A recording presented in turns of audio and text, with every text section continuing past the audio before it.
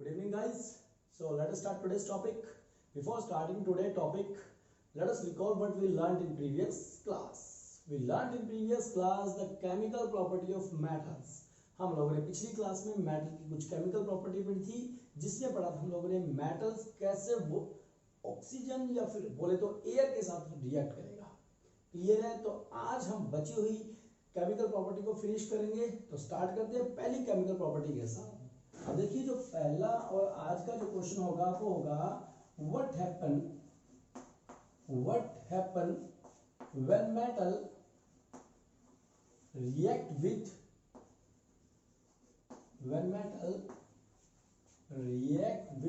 Water. तो आज की हमारी जो पहली केमिकल प्रॉपर्टी रहेगी वो रहेगी कि what happen when metal react with water. अब बच्चों, पिछले वीडियो के अंदर कुछ कमेंट आए थे कि सर आपने कैसे मेटल्स को अरेंज कर रखा है कि कुछ मेटल्स ज्यादा रिएक्टिव है, कुछ मेटल कम रिएक्टिव और कुछ मेटल बहुत कम रिएक्टिव है।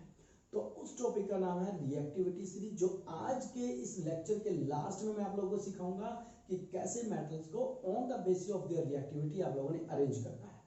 क्लियर? अगर आप लोग एक बार वो सीख जाते हो तो 10th लेवल तक जितनी भी केमिकल रिएक्शन होगी, all that reaction is not no more difficult for you. Clear? So let us check. अब देखिए, what happen when metal react with water के अंदर हम लोगों ने क्या पढ़ना। सबसे पहले क्या होता है, हम लोगों ने acid base and salt chapter में पढ़ा था कि जब भी कोई metal when metal react with water it always give to you metal oxide and with the evolution of a hydrogen gas. Is it clear? क्या था बच्चों, जब भी कोई मेटल रिएक्ट करेगा वाटर के साथ वो आप लोग को मेटल ऑक्साइड प्रोवाइड करवाएगा and with the evolution of hydrogen gas. इतना क्लियर? बट अगर आप लोग एक्सेस अमाउंट में वाटर डालते हो, क्या डालते हो? एक्सेस अमाउंट में वाटर डालेंगे, that gives to you base. कौन सा बेस? कोई भी मेटल हाइड्रोक्साइड आपको बेस देगा। Is it clear? तो ये था बच्चों हमारे पास क्या कि मेटल कैसे रिएक्ट करता है। एग्जांपल के साथ करेंगे। जो हाई रिएक्टिव मेटल होगा वो डायरेक्टली बेस बनाएगा। क्या करेगा? वो डायरेक्टली बेस बनाएगा। मगर जो कुछ मॉडरेट लेवल के जो मेटल्स होंगे वो थोड़ा स्लो बनाएंगे। कुछ मेटल्स ऑक्साइड तक रह जाएंगे मगर कुछ मेटल हाइड्रोक्साइड बनाएंगे।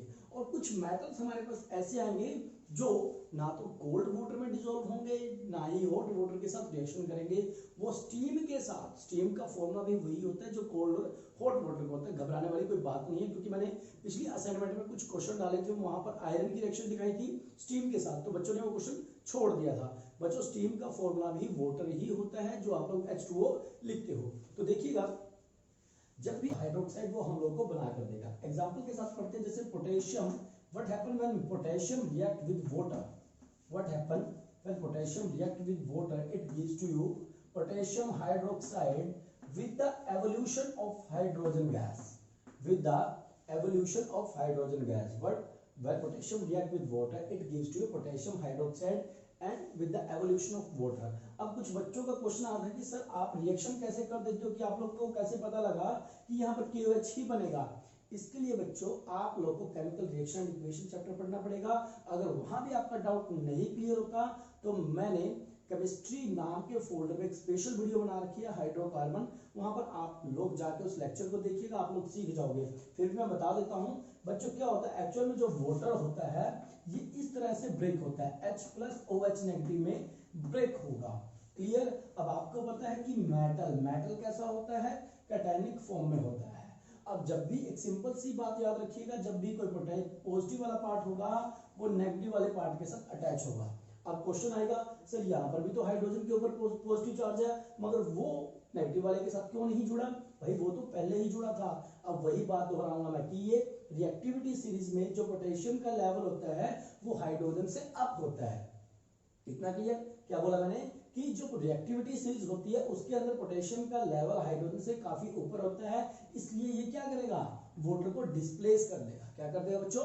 यहां से हटा देगा और खुद उसके साथ लग जाएगा। फर्दर फिर हम क्या करेंगे? रिएक्शन को बैलेंस करेगा। आप लोग को बैलेंस करना तो आता है अच्छे से, अगर नहीं आता तो भी आप लोग पीछे जो फर्स्ट चैप्टर है केमिकल रिएक्शन एंड इक्वेशन, वहां पर मैंने बैलेंसिंग के लिए 2 वीडियो बना रखी है, उनको देखिएगा। क्लियर। तो देखिएगा बच्चों ये थी हमारी रिएक्शन। उसके बाद एक और एग्जांपल के साथ हम लोग करते हैं। अगर मैं यहाँ पर सोडियम की बात करूँ, किसकी बात करूँ बच्चों, सोडियम इसी का भाई है बिल्कुल, वो भी पोटेशियम की तरह काफी ज्यादा रिएक्टिव होता है। बात करेंगे सोडियम की। What happen when sodium react with water, it also give to you base. क्या देगा बच्चों वो, NaOH देगा with the evolution of hydrogen gas. Reaction को बैलेंस करना मत भूलिएगा, एग्जाम के अंदर छोड़ना मत उनको बैलेंस किए बिना। क्लियर है, बैलेंस करेंगे तो क्या हो जाएगा, 2NaOH यहाँ बनेगा और यहाँ पर ये हो जाएगा। इतना क्लियर बच्चों। तो ये हमारे पास क्या रहते हैं, बहुत ज्यादा रिएक्टिव मेटल रहते हैं। जैसे ही आप इनको वाटर के अंदर डालोगे और क्या होगा, इन दोनों ही रिएक्शन में काफी ज्यादा एनर्जी निकल के आती है। क्लियर बच्चों, क्योंकि रिएक्शन क्या होती है, एक्सोथर्मिक होती है। अब हम लोगों ने पिछले चैप्टर में डिस्कस भी किया था, what is exothermic reaction, those reaction in which क्या होगा, ऐसी reaction in which heat is evolve. Evolve का मतलब ऐसी रिएक्शन जिनके अंदर हीट क्या होगी, बाहर निकल के जाएगी, ऐसी रिएक्शन को हम बोलेंगे एक्सोथर्मिक रिएक्शन। जैसे फॉर एग्जांपल आप बीकर में क्या कर रहे हो, वाटर लिया, वाटर आपने दूर से क्या किया है, सोडियम डाला या पोटेशियम डाला, तो क्या होगा, एकदम से उस वाटर के अंदर बुड़बुड़ की आवाज आप लोगों को आएगी। मतलब वो जो बीकर होगा आपको वो भी काफी ज्यादा हॉट या गर्म हो जाएगा। Is that clear. सो अब बात करेंगे कुछ थोड़े लो रिएक्टिव मेटल की, बात करेंगे मैग्नीशियम की, बात करेंगे कैल्शियम की, बात करेंगे आयरन और जैसे कॉपर जैसे काफी सारे मेटल्स की।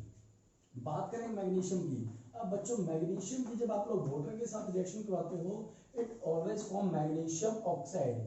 क्या बनाएगा बच्चों, ये मैग्नीशियम ऑक्साइड बनाएगा with the evolution of hydrogen gas. क्या करेगा, with the evolution of hydrogen gas. Is it clear बच्चों।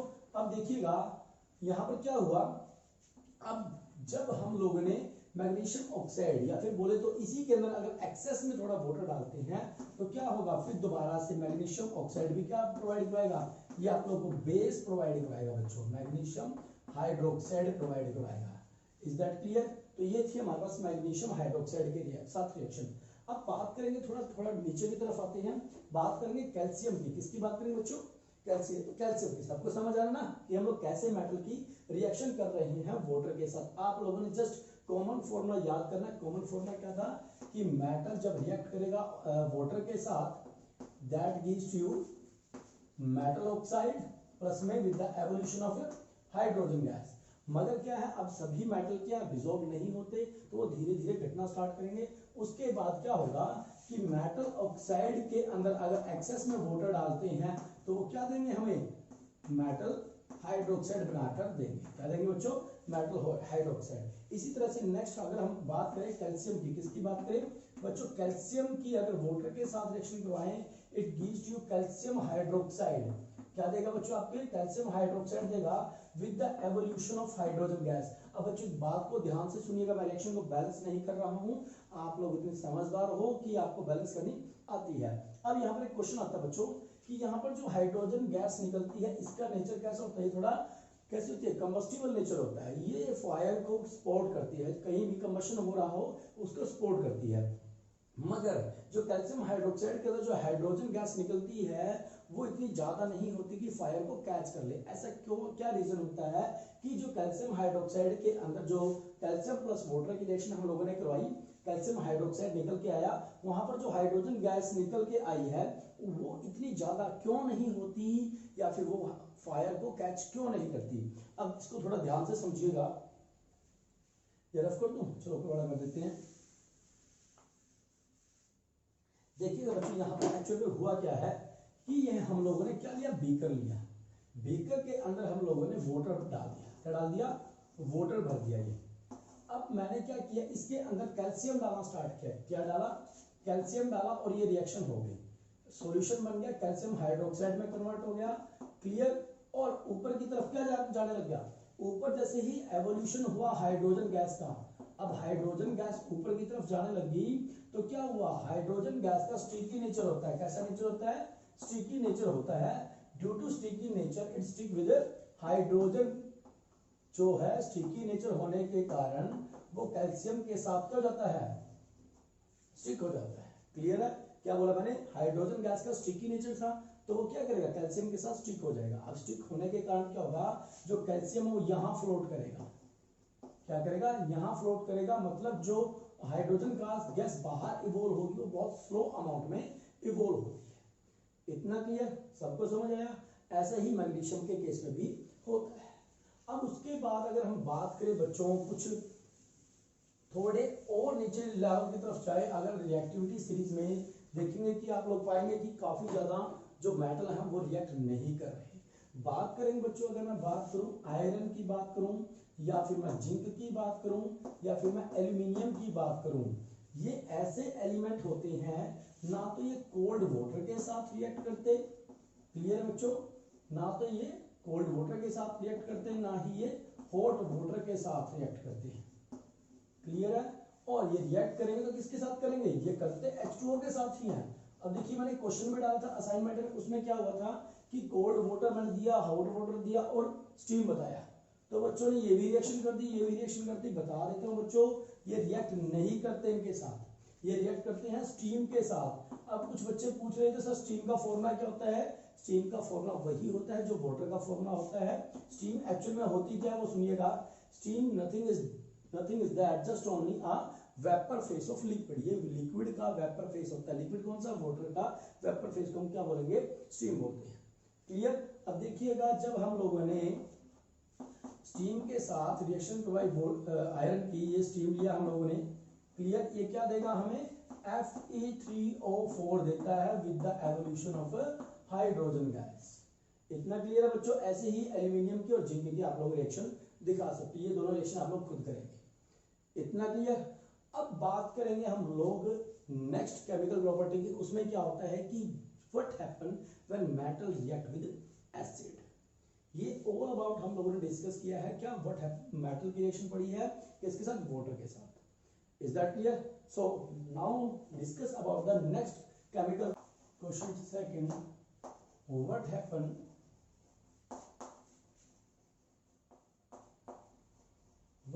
when metal react with acid, कि अगर मेटल रिएक्ट करता है एसिड के साथ वो क्या बनाएगा? क्वेश्चन क्या बच्चों कि मेटल एसिड के साथ रिएक्ट करने पर क्या देता है, उसके बारे में हम लोगों ने डिस्कस करना है। तो देखिएगा जनरल रिएक्शन क्या होती है जब भी मेटल आप लोग का एसिड के साथ रिएक्ट करता है, that gives to you salt. आप लोगों को सॉल्ट मिलेगा with the evolution of hydrogen gas. क्या मिलेगा बच्चों? Hydrogen gas. देखिए बच्चों हम लोग क्या सीख रहे हैं? हम लोग सिंथेसिस सीख रहे हैं। किसका सिंथेसिस? हाइड्रोजन गैस का। अब ये कितनी बहुत सारी केमिकल रिएक्शन हम लोगों ने डिस्कस करी है जिसके अंदर क्या सीखा? Synthesis of hydrogen gas. अगर हम बात करें लेबोरेटरी लेवल की, लेबोरेटरी लेवल पे आप लोग हाइड्रोजन बनाना सीख रहे हो, इसलिए इन रिएक्शन को अच्छे से सीखना, अच्छे से पढ़ना, अच्छे से अपनी नोटबुक में नोट करना। क्यों? क्योंकि आप लोग साइंटिस्ट बन रहे हो। क्या सीख रहे हो? हाइड्रोजन गैस बनाना सीख रहे हो। Is it clear? सो अब क्या डिस्कस किया हम लोगों ने कि जब मेटल रिएक्ट करेगा एसिड के साथ वो आपको क्या देगा? सॉल्ट और क्या देगा? हाइड्रोजन गैस देगा। बात करेंगे हम लोग वही on the basis of the reactivity. Clear है बच्चों? मैंने बात किया सोडियम के बारे में। अगर मैं सोडियम की रिएक्शन करवाता हूँ HCl के साथ, HCl बैलेंसिंग के लिए 2 लेना पड़ेगा, तो हम लोगों को क्या मिलेगा? 2NaCl। NaCl we know very well what is NaCl? NaCl is just salt and with the evolution of hydrogen gas। इतना क्लियर है?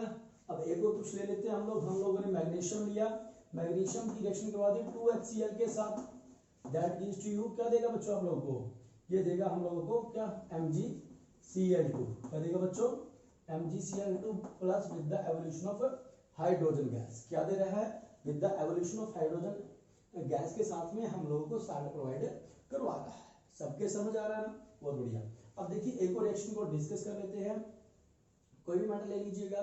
बात करेंगे कैल्शियम की with the reaction of sulphuric acid. मैंने इसको डाला, it gives to me calcium sulphate. इसने क्या दिया मुझे? Calcium sulphate with the evolution of hydrogen gas. अब एक क्वेश्चन आएगा कि सर क्या हर मेटल एसिड के अंदर डिसॉल्व होता है? Now the question arise here that every metal dissolve in acid? No. बहुत कम मेटल है जो एसिड के अंदर डिसॉल्व होते हैं और बहुत सारे मेटल ऐसे हैं जो डिसॉल्व नहीं होते हैं। क्लियर? अब देखिएगा कुछ मेटल ऐसे हैं जो हमारे एसिड के अंदर डिसॉल्व नहीं होते। उससे पहले एक छोटा सा क्वेश्चन हो जाता है बच्चों कि एक बहुत इंपॉर्टेंट क्वेश्चन आया है मेरे दिमाग में, अभी पिछले ईयर में भी आया था कि जो नाइट्रिक एसिड होता है, अभी हम लोगों ने क्या सीखा, सिंथेसिस ऑफ हाइड्रोजन गैस, क्या सीखा, हाइड्रोजन गैस का बनाना सीखा है। तो एक क्वेश्चन आता है कि जो आप लोगों का नाइट्रिक एसिड होता है, क्लियर बच्चों, कि नाइट्रिक एसिड जो होता है वो सिंथेसिस या क्या क्वेश्चन प्रॉपर लिखता हूं, why nitric acid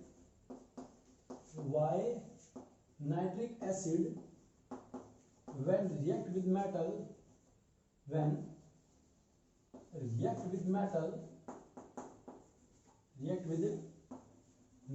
do not produce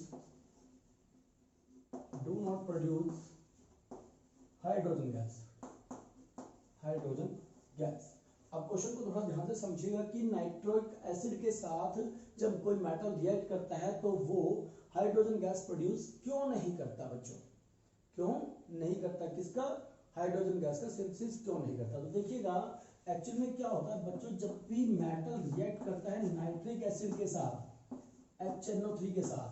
अब एक बात इसके बारे में थोड़ा डिस्कस कीजिएगा, जो नाइट्रिक एसिड होता है बच्चों स्ट्रॉन्ग ऑक्सीडाइजिंग एजेंट होता है। क्या होता है, स्ट्रॉन्ग ऑक्सीडाइजिंग एजेंट। और हम लोगों ने पिछले लेक्चर के अंदर या पिछले चैप्टर के अंदर सीखा था कि ऑक्सीडाइजिंग एजेंट कौन होता है, विच फैसिलिटेट द ऑक्सीजन, या जो किसकी सप्लाई करेगा बच्चों, ऑक्सीजन की सप्लाई करता है, उसको हम क्या बोलते हैं, ऑक्सीडाइजिंग एजेंट बोलते हैं। क्लियर। और हम लोगों ने क्या पढ़ा, जब मेटल रिएक्ट करता है एसिड के साथ, that gives you salt and with the evolution of hydrogen gas. क्या सीखा बच्चों, कि जब भी कोई मेटल रिएक्ट करता है, यहां मैं अदर मेटल की एसिड की बात कर रहा हूं, I am not talking about the nitric acid. General हम लोगों ने रिएक्शन में क्या पढ़ा था कि जब मेटल एसिड के साथ रिएक्ट करेगा, that gives you salt and with the evolution of hydrogen gas. मगर नाइट्रिक एसिड में क्या होता है, जो सॉल्ट तो देता ही है, सॉल्ट प्रोड्यूस करेगा नो डाउट, मगर जो हाइड्रोजन गैस होती है उसको एक ऑक्सीजन प्रोवाइड करवा के क्या कर देता है, वाटर में कन्वर्ट कर देता है। तो अगर आप लोग इसका आंसर लिखेंगे तो क्या लिखेंगे कि नाइट्रिक एसिड, HNO3 क्या होता है बच्चों, नाइट्रिक एसिड इसको हम लोग बोलते हैं। Nitric acid is a strong oxidising agent and it oxidise the hydrogen gas and convert into water. तो लिखिएगा आंसर, इसका मैं डेफिनेशन आप लोग को लिखवा देता हूं, नोट्स बना लेना सब सर, बहुत बढ़िया। तो इसकी डेफिनेशन कैसे लिखेंगे बच्चों, देखिएगा आंसर में लिखेंगे, क्या लिखेंगे, इस क्वेश्चन का आंसर लिखेंगे, नाइट्रिक एसिड, जिसको मैं HNO3 से डिनोट करूंगा, is a strong oxidizing agent, is a strong oxidizing agent. Nitric acid is a strong oxidizing agent and it oxidize the H2 and convert into water, और उसको किस में convert कर देता है, एंड कन्वर्ट इनटू वाटर। तो ये बिल्कुल छोटा सा आंसर आप लोग इसका दे सकते हो, इतना क्लियर। तो अब देखिए बच्चों, अब एक क्वेश्चन और आएगा, क्या सर नाइट्रिक एसिड के साथ कोई भी मेटल रिएक्ट नहीं करेगा और हाइड्रोजन गैस नहीं प्रोड्यूस करेगा? क्लियर है भाई, रिएक्ट तो करते हैं काफी सारे, और हमारे पास कुछ मेटल ऐसे भी हैं जो नाइट्रिक एसिड के साथ जब रिएक्ट करेंगे तो वो वही वापस हाइड्रोजन गैस प्रोड्यूस करेंगे। अब देखिएगा, सिर्फ दो ही मेटल हम लोग आपके लेवल पे आएंगे, 10th लेवल पे दो ही मेटल को डिस्कस करेंगे, मैग्नीशियम और मैंगनीज। फिर अब जो नाम एक बार ध्यान से देख लीजिएगा, ये मैग्नीशियम होता है, ये मैंगनीज होता है। इसकी अगर हम स्पेलिंग लिखते हो तो ये आएगी मैग्नीशियम, और इसको डिनोट करेंगे MANGANESE, मैंगनीज, और इसको बोलेंगे मैग्नीशियम। तो दोनों में डिफरेंस थोड़ा ध्यान से रखिएगा, दोनों ही ऐसे मेटल होते हैं जब रिएक्ट करेंगे किसके साथ, नाइट्रिक एसिड के साथ, तो आपको देंगे मैग्नीशियम नाइट्रेट MgNO3। क्लियर है, यहाँ पर 2 and with the evolution of hydrogen gas. इतना क्लियर है बच्चों। ऐसे ही हमारे पास मैग्नीज की रिएक्शन आती है, मैग्नीज की रिएक्शन क्या होगी, plus HNO3।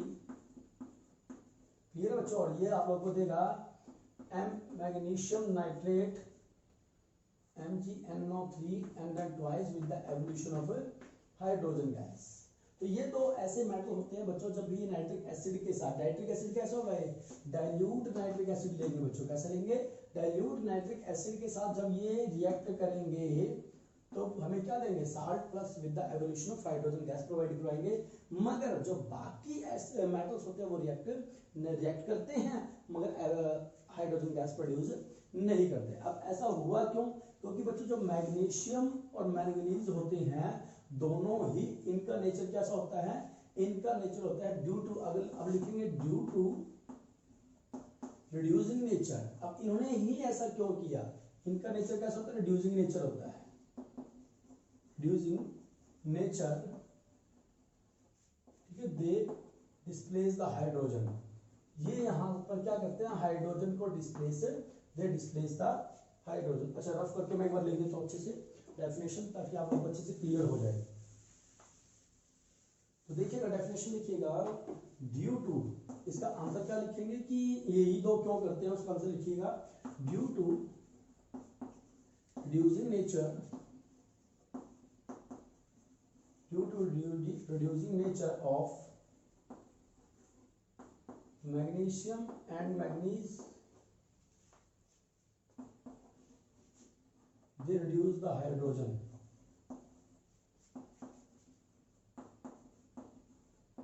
reduce the hydrogen। Is it clear, क्या हुआ बच्चों, यहाँ पर जो मैग्नीशियम और मैंगनीज है आप लोग का, वो उनका रिड्यूसिंग नेचर होता है। रिड्यूसिंग नेचर होने के कारण वो जो नाइट्रिक एसिड के अंदर, जो नाइट्रिक एसिड के अंदर ये जो हाइड्रोजन आप लोग को नजर आ रहा है, इसको वो H2 में कन्वर्ट कर देते हैं। इतना क्लियर। तो ये था बच्चों की मेटल की रिएक्शन पढ़ी हम लोगों ने एसिड के साथ। अब क्वेश्चन आता है कि चलो ये तो हो गया बहुत बढ़िया, अब कुछ मेटल्स ऐसे होते हैं जो ना तो वाटर के साथ रिएक्ट करते और ना ही वो एसिड के साथ रिएक्ट करते, उनके बारे में थोड़ा सा डिस्कस कर लेते हैं।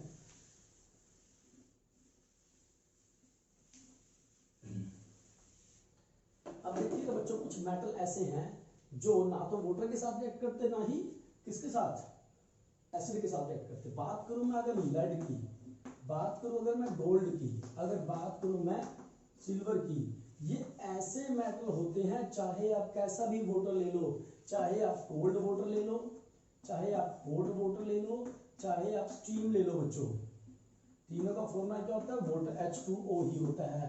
ये इनके साथ रिएक्शन नहीं दिखाते। रिपीटेड कि जब लेड, गोल्ड और सिल्वर होती हैं, वो गोल्ड, हॉट या स्टीम, कोई भी वाटर आप ले लो, किसी के साथ रिएक्शन नहीं करते हैं। ये कैसे होते हैं, इनर्ट मेटल होते हैं। Inert metal are those metal which do not react with anything और एनीवन। मगर एक क्वेश्चन आएगा, अभी थोड़ा सा डिस्कस करेंगे किसके साथ रिएक्शन करेंगे। बात करेंगे एसिड के अंदर, इसके अंदर एसिड के अंदर अगर हम बात करें, अब वहां पर ये डिसॉल्व हो जाते हैं, क्या होता है, वहां पर ये डिसॉल्व हो जाते हैं। सिल्वर थोड़ा रिएक्ट हो जाता है एसिड के साथ, सिल्वर HCl के साथ रिएक्ट हो जाता है। फॉर एग्जांपल जैसे HCl की हम बात करें, वहां पे ये बना देता है AgCl plus with the evolution of hydrogen gas. मगर जो आपका गोल्ड होता है वो एसिड के साथ रिएक्शन नहीं देता बच्चों। क्या है, gold do not react with acid. आगे बात समझ। अब क्या होता है कि बात को क्या बोलते हैं बच्चों, कि क्या जो इनर्ट मेटल होते हैं वो किसी चीज में भी डिसॉल्व नहीं होते। तो ये बात बिल्कुल गलत होगी, ये कहना बहुत मुश्किल होगा कि कोई भी मेटल होता है वो डिसॉल्व, जो इनर्ट मेटल होते हैं वो किसी भी एसिड में डिसॉल्व नहीं होते। अब हमारे पास में 2 या 2 से ज्यादा एसिड को मिक्स करके एक नया मिक्सचर बनाया जाता है, उसके अंदर जो आपके इनर्ट मेटल होते हैं वो डिसॉल्व हो जाते हैं। हम लोगों ने क्या पढ़ा कि गोल्ड, सिल्वर और ये जो लेड है, ये कंसंट्रेटेड एसिड में डिसॉल्व होते हैं कुछ में, जैसे हमने बात की थी सिल्वर की, वो कंसंट्रेटेड एसिड में डिसॉल्व हो गया था। मगर जो गोल्ड होता है वो डिसॉल्व नहीं होता है। तो गोल्ड किसमें डिसॉल्व होगा उसके बारे में पढ़ेंगे। उस कंपाउंड को हम बोलते हैं एक्वा रिजिया। क्या बोले बच्चों, एक्वा रिजिया हम इसको बोलते हैं। अब होता है क्या, वो लिख लीजिएगा क्योंकि एग्जाम में आता है एक बार ये, ठीक है। इसको बोलेंगे it is freshly prepared mixture of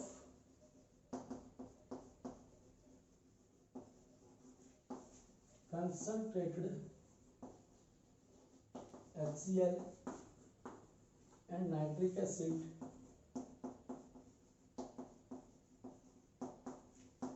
into 3:1। अब समझिएगा थोड़ा इसको, क्या बोलता है, एक्वा रीजिया एक हमारे पास मिक्सचर होता है, कैसा, कंसंट्रेटेड एसिड्स का। कंसंट्रेटेड एसिड कौन से हैं, हम लोगों ने लेना है कंसंट्रेटेड HCl और concentrated nitric acid.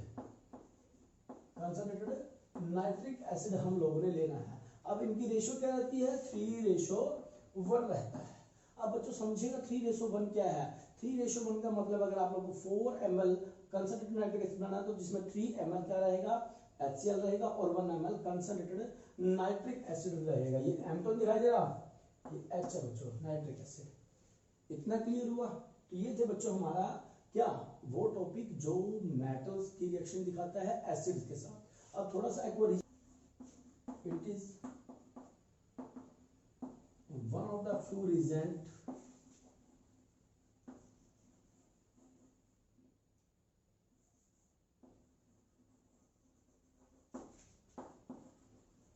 That can dissolve gold. ये देखिए बहुत सारे रिएजेंट है जो गोल्ड को डिसॉल्व कर सकते हैं, मगर उनमें से कौन एक है हमारे 10th लेवल पे जो हम लोगों ने पढ़ना है, वो क्या है, एक्वा रीजिया है, दैट कैन डिसॉल्व गोल्ड। आगे बात समझ। उसके बाद हम लोग एक और पॉइंट लिखेंगे, इट इज वेरी करोसिव। ये बहुत स्ट्रॉन्ग नेचर होता है, काफी ज्यादा इरिटेशन प्रोड्यूस कर देता है, करोसिव। बताइएगा, इतना सबके समझ आया। तो ये था बच्चों हमारे पास क्या, it is one of the few reagent that can dissolve gold, और इसका काफी ज्यादा कोरोजिव नेचर होता है। कोरोजिव का मतलब अगर आपकी बॉडी के कहीं गिर जाता है तो वहां पर ये बर्निंग कर देता हो और आपको काफी ज्यादा इरिटेशन होगी। तो ये था बच्चों हमारा एक्वा रीजिया, और जो जिस टॉपिक का नाम क्या था, reaction of metal with acid. उसके बाद जो नेक्स्ट जो क्वेश्चन है वो है हमारा कि अगर मेटल को किसी दूसरे मेटल सॉल्यूशन के साथ रिएक्शन करवाई जाए तो क्या होगा, उसके बारे में हम लोगों ने डिस्कस करना है। नेक्स्ट क्वेश्चन है हमारे पास कि व्हाट हैपन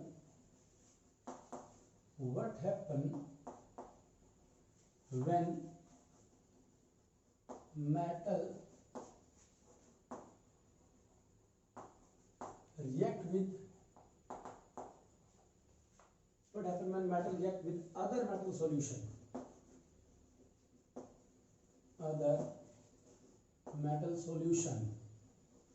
अब ये कुछ आप लोग को याद आया होगा बच्चों। देखिए क्वेश्चन को पढ़िएगा कि जब मेटल अदर मेटल सॉल्यूशन के साथ रिएक्ट करेगा तो क्या बनाएगा। अब ये जो क्वेश्चन है वो आप लोगों को कहीं पढ़ा हुआ या देखा हुआ नजर आएगा। वो क्यों, क्योंकि ये वही क्वेश्चन है जो आप लोगों ने पढ़ा था किसके अंदर, डिस्प्लेसमेंट रिएक्शन के अंदर। किसके अंदर बच्चों, डिस्प्लेसमेंट रिएक्शन के अंदर। तो ये आप लोग कहाँ पढ़ेंगे, ये वही फर्स्ट चैप्टर रहेगा केमिकल रिएक्शन इक्वेशन के अंदर। वहां पर मैंने बता रखा है, सिखा रखा है कि डिस्प्लेसमेंट रिएक्शन क्या होती है। फिर भी मैं एक एग्जांपल दिखा देता हूँ। यहाँ पर क्या होता है, आंसर में आप लोग लिखना चाहे तो लिख सकते हैं कि हाई रिएक्टिव मेटल डिस्प्लेस करेगा किसको, metal displace the less reactive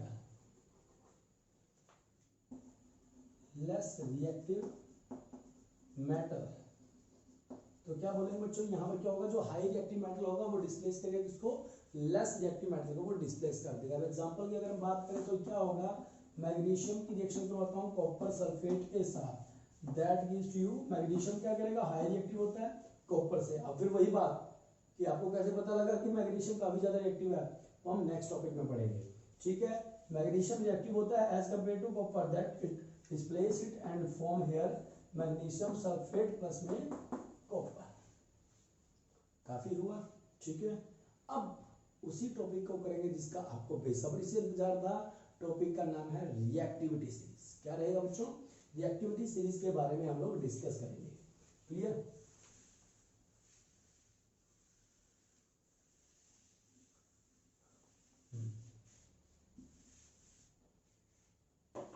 अब देखिएगा रिएक्टिविटी सीरीज होती क्या है। ये क्वेश्चन खासकर स्टेट बोर्ड एग्जाम में ये क्वेश्चन कई बार पूछा गया कि व्हाट इज रिएक्टिविटी सीरीज। तो डेफिनेशन में लिखिएगा,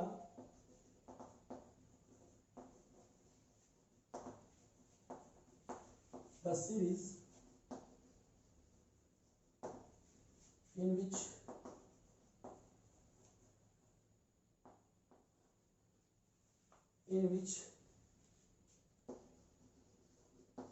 metals are arranged the series in which metals are arranged on the basis of their reactivity, on the basis of their reactivity. Is it clear बच्चों? क्या बोला हम लोगों ने कि जो मेटल्स होते हैं उनको उनकी रिएक्टिविटी सीरीज के आधार पे रखा जाता है किसके अंदर? एक सीरीज के अंदर। क्लियर? तो देखिएगा KNaCAMgAlZnFe, इतना याद हुआ। उसके बाद मैं यहां लिख देता हूं Pb फॉर लेड के लिए हम रिप्रेजेंट करते हैं। H क्या बोला मैंने? KNaCAMgAlZnFe, PbH, H के बाद आएगा कॉपर, कॉपर के बाद हमारे पास आता है मरकरी एंड देन सिल्वर और फिर आएगा गोल्ड। इतना सबको क्लियर? देखिए अब इसको याद कैसे करना है, काफी डिफिकल्ट होगा ना, कितने सारे एलिमेंट को कौन याद रखेगा भाई? तो सिंपल सी ट्रिक है, के को याद रखना कौन से, को याद आएगा तो पोटेशियम याद रखना, के मतलब पोटेशियम होता है, कौन से हम उसको रिप्रेजेंट करें। ना से याद रखना नाना, उसके बाद नाना की, कार, सी ए से याद रखना कार, Mg फॉर मांगेगा, कौन नाना की कार मांगेगा। उसके बाद Al से याद रखेंगे अल्लाह, Al से याद रखना अल्लाह। Zn से याद रखेंगे जाने, अल्लाह जाने। फिर देखिए एक्चुअल में Fe सिंबल होता है आयरन के लिए, किसका सिंबल होता है? आयरन के लिए। मगर जो आयरन होता है नेचुरल स्टेट में उसको फेरस बोला जाता है, तो लिखेंगे फिर से याद रखना आयरन, अल्लाह जाने। फिर Pb तो सबको याद होगा, Pb से क्या लिखेंगे? पंजाब, लिखेंगे पंजाब से हरियाणा, H फॉर हरियाणा, पंजाब से हरियाणा को, पंजाब से हरियाणा को से याद रखेंगे, को यहां आएगा बच्चों, पंजाब से हरियाणा को फॉर कॉपर, को फॉर कॉपर याद रखना, ठीक है। पंजाब से हरियाणा को हो, हाँ पंजाब से हरियाणा को जाकर Hg फॉर मरकरी, मरकरी से याद रखना मेरठ, मेरठ। Hg का मतलब होता है मरकरी, क्या होता है? मरकरी, मरकरी को याद रखना मेरठ से, मेरठ से क्या? Ag फॉर चांदी, चांदी को क्या बोलते हैं? सिल्वर बोलते हैं, इंग्लिश में क्या बोलते हैं? सिल्वर, सिल्वर का सिंबल क्या होता है? Ag। चांदी सोना लाएगा, चांदी सोना लाएगा। तो देखिए बच्चों ये था हमारे पास छोटी सी ट्रिक, इसको याद करने की। एक बार हम रिपीट कर लेते हैं। के फॉर कौन, ना फॉर नाना की, का मतलब कार, Mg फॉर मांगेगा, कौन नाना की कार मांगेगा। मांगने के बाद देखो चोरी हो रही है अच्छे वाली, अल्लाह जाने फिर भगवान जाने पंजाब से हरियाणा को जाकर मेरठ से चांदी सोना लाएगा। अब ये भी बात हो रही है कि हरियाणा से पंजाब के रास्ते से होकर हरियाणा को जाकर फिर मेरठ जाना और मेरठ से चांदी और सोना लेके आना है। तो ये था बच्चों all about the reactivity series. इतना क्लियर? तो बच्चों आज के लिए हम आज की इस क्लास के अंदर इतना ही पढ़ते हैं, बाकी जो टॉपिक रहेगा वो हम नेक्स्ट क्लास में डिस्कस करेंगे। अगर आप लोग हमारे चैनल पे नए हैं तो चैनल को सब्सक्राइब करना मत भूलिएगा, ताकि आप लोग के पास लेटेस्ट वीडियो आती रहे। तो आज के लिए इतना ही, धन्यवाद।